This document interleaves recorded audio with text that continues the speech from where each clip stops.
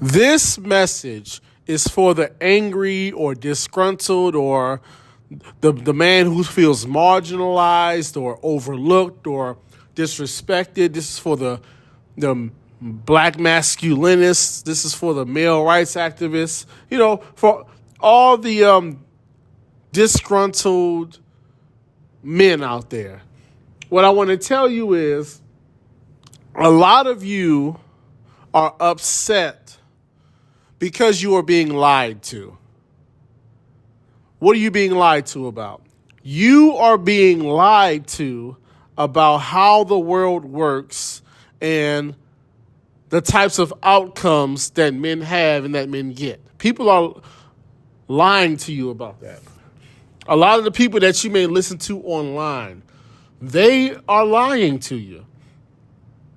And see, what happens is this. A lot of us did not grow up in a traditional household with mom, dad, and the kids. Right? We didn't grow up in a traditional household. We didn't grow up in a two-parent household. We didn't grow up in a Christian household. We didn't grow up in any of that, right? And so because of that, we kind of created and or painted these ideas in our minds about what it looks like for a man to be in the house, what it looks like for the man to be the head of the household, what it looks like to have a good supportive woman, what a good marriage looks like, what patriarchy looks like. We have these ideas in our mind about how things are supposed to go for men, and it's not based on what we saw growing up or what we were taught from the men around us growing up. A lot of our beliefs on how things are supposed to go and how things are supposed to be for men, if we're going to be 100% honest, they come from strangers, men who we don't know, men who we've never met, men who are online, men who are selling fantasy, and a lot of times men who are not being truthful and honest about their own lived experience. A lot of times it comes from men who publicly admit and freely admit that they have not been able to secure this idea of a manly lifestyle that they talk about. And so that's your real issue, is that you are allowing people to tell you how manhood should go, and they don't know what they're talking about. Because these people are lying to you, you have now falsely identified an enemy, right? So you think feminists are your enemy, or leftists are your enemy, or Democrats, or whatever, pick a group. You feel as though you have all these enemies, all these different people who are the problem. They're stopping you. They're hindering you. They're blocking you. They're changing things. No.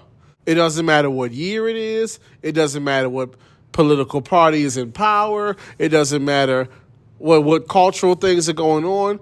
It will always be difficult for you to be a successful man. Now, what do I mean by a successful man? I mean, you make a decent amount of money.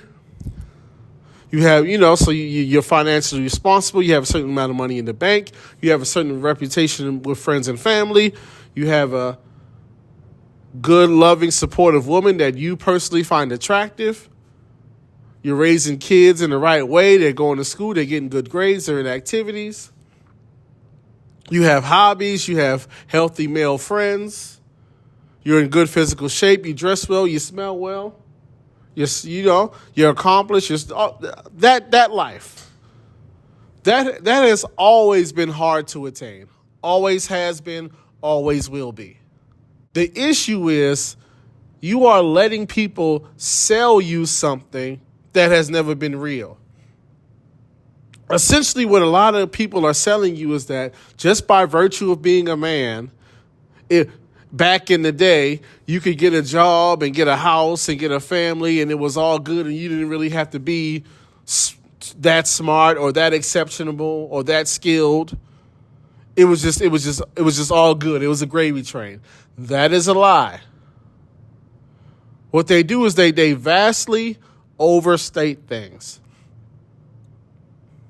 Is it true that at certain point in times there were certain industries in America that were thriving at that time, and so being a certain level employee at these companies afforded you a certain lifestyle, and those industries are no longer here, so you got to do something different today? That is true. But what's also true is the level of technology and the level of opportunity to employ yourself and to grind on your own also was not around at that time, but it is today.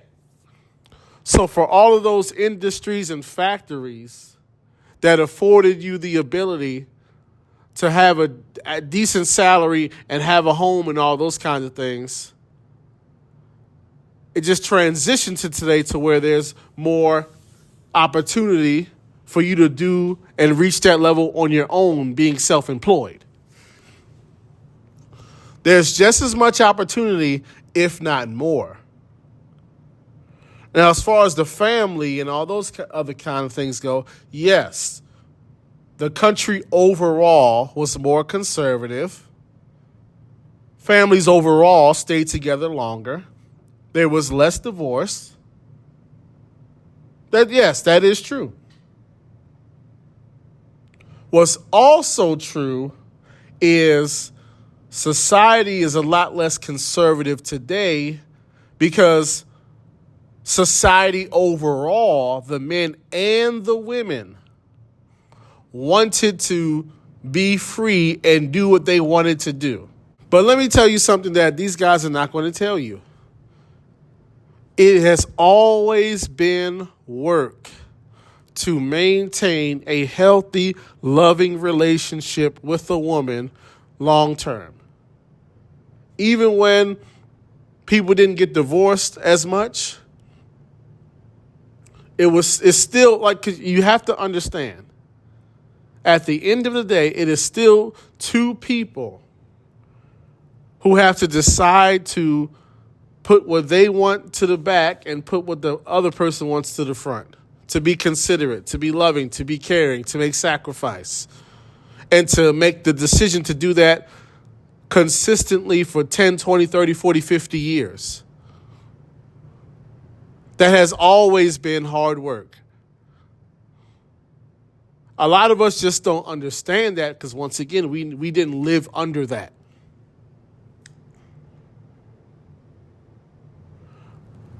Women have always, even when there was no fault divorce and all those kind of things, prior to that, it has always been work to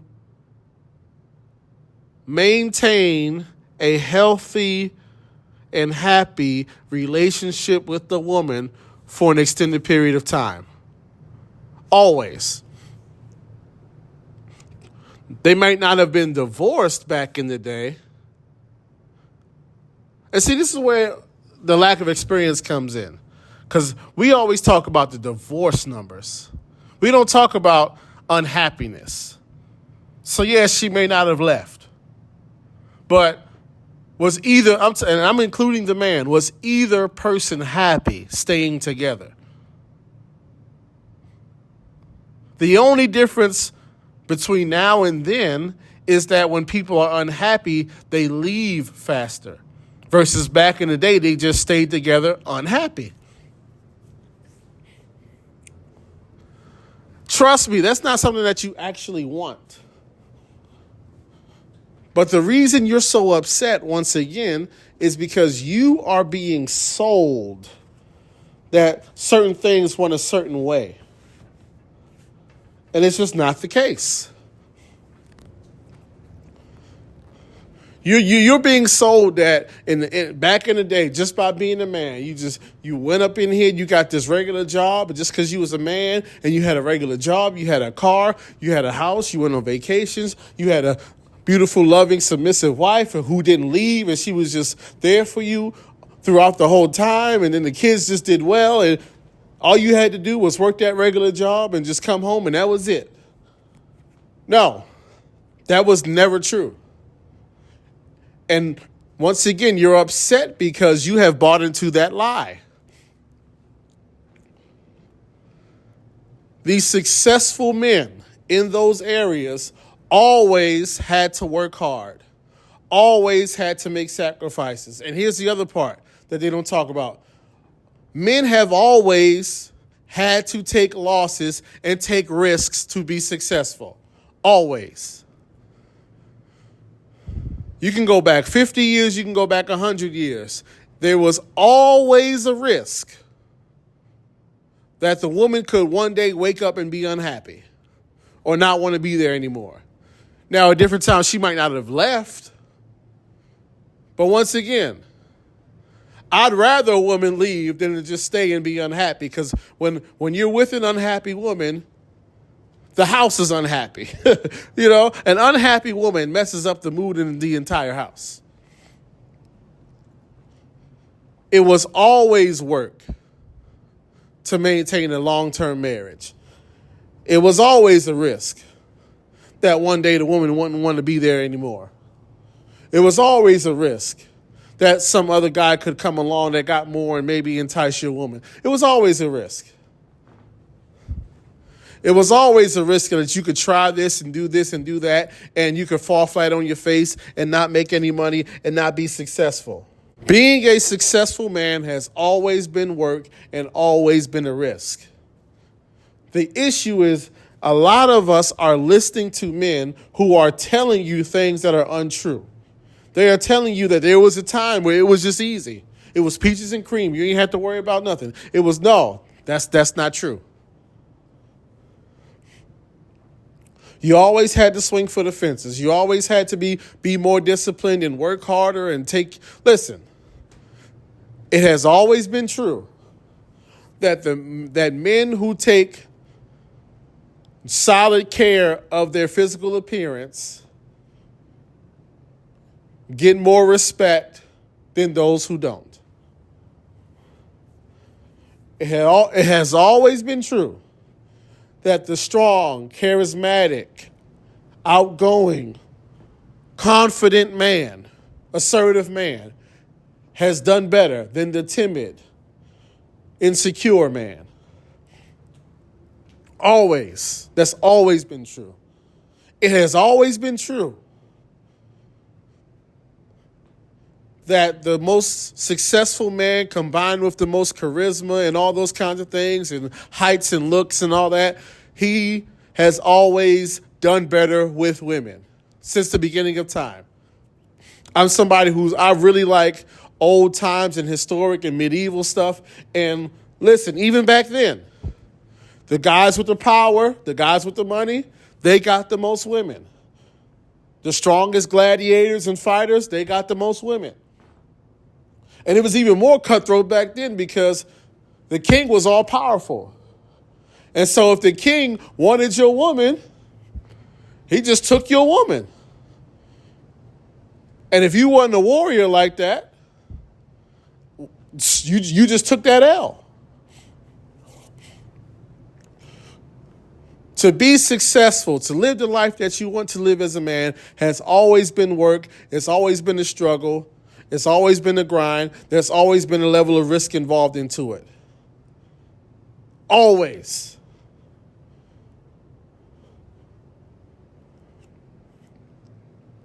You stop letting people tell you, oh, feminist this. No. If you're going to reach where you want to get to as a man, it has and it always will take work. It's either you're going to do the work to get to where you want to get to, or you're not. But it's not because of society or this. No. If anything, it's become a lot easier. It's become a whole lot easier. That's the ironic part. The more easier things become, the more complaining there is and the less working there is. Things get easier and easier, but there's more and more complaining and finger pointing and excuses making. Stop listening to these people and just decide in yourself, am I going to do the work or am I not? It's really that simple.